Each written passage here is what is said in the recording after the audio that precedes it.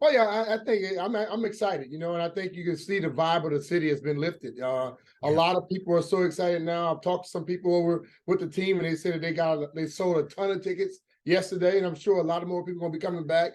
Jason Wright in the press conference mentioned that it's trending towards a sellout for the first game, and that just shows you how sometimes when things are going bad and one person is doing so much negative, it can pull down the whole franchise. He got out with a lot of money, but you know what? Now it gives people like they are getting something back. They have a chance now to go start from a clean slate and move back towards what the scene used to be. I know the last time we talked, you were at a goodbye, Dan, get out of here, Dan Snyder party. I Yeah. understand there was another one of those on Thursday, and you might Yes. have gotten a couple free drinks, didn't you? What Yes. happened? Josh, he called in and said that he was buying beer for everybody at the place, and you can see how people erupted and the excitement. I think that little small gesture, although it's a very small one, it's going to go a long way because I don't think there's times when we've heard Dan doing the same thing. I've always said that businesses have to learn to make sure people think you're giving them something.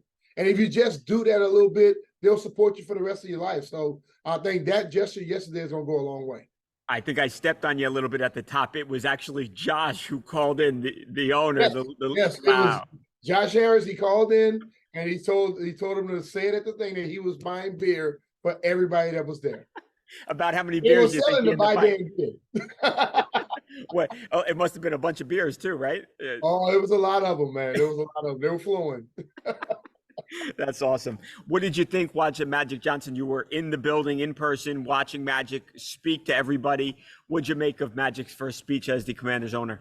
Well, I was happy about the thing. I've seen Magic and been very, very proud of him. Always looked up to him, his business acumen and things of that nature. For him to be a part of this, and he went through this whole cycle. You think back, Jack Kent Cook had to make a deal with Magic to sell the Lakers to Jerry Buss, so Jack Kent Cook could come here and buy the Washington Redskins. Think about that.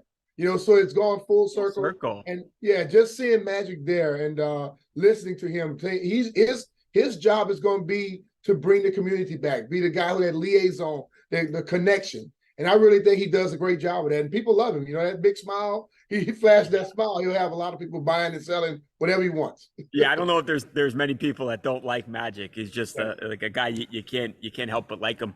Is that the top? Is that like the number one priority, Brian? Is it even more so than what happens on the field? Is it to repair the relationships with the fans, with the employees of the team? Is that job number one? I think that's the thing that they can really take care of right now. Former players that had strained relationships with this team, bringing those guys back, the alumni and things of that nature, and also reaching out to the community. That's something you can immediately start doing today. But as far as changing everything on the team, they have to sit back and see what they have, and then they can start moving with that. As Josh said it yesterday, they take about a year to see what's really going on, and then you start moving forward. But I believe the players. Look, I think this team is as far as skill positions on offense, they're loaded. I think the defense is very good. I just think the questions now is the offensive line and our quarterback. If those two positions can end up playing better, they may shock some people this year. Yeah, you certainly have some weapons on both sides of the ball. Oh yeah. Magic, he gave an interview and, they brought up, hey, the name as, maybe Commanders wasn't beloved or wasn't loved by everybody. Huh? And he said, could that possibly be something that could be changed? And Magic said, hey, I think everything's on the table right now. Where do you fall on that? Do you think that they should, a year after the name was changed from Washington football team, should they go, or 2 years, or should they go back think, to when you spend $6 billion to acquire something, if you want to change it, change it. And I think when you look at it, it's not very favorable for a lot of people. I think people have started to like the Washington football team. They started liking that. Then you change it to a name that I don't think many people voted on or cared for. And so if it were to change, I don't think you have a lot of uproar with people. But it'll be a lot of taking people through. You had the Redskins, and you went to the football team, and then you went to the Commanders in a matter of 3 years, 4 years? Yeah. So I really believe that this is something they have to think about. But as I stated, you spend $6 billion, you get the right to name it whatever you want to name. You call them the Washington D.C. Magic Johnsons. Yeah, I mean, Hey, whatever. how I'll get you out of here on this one, Brian. Thank you so much as always too.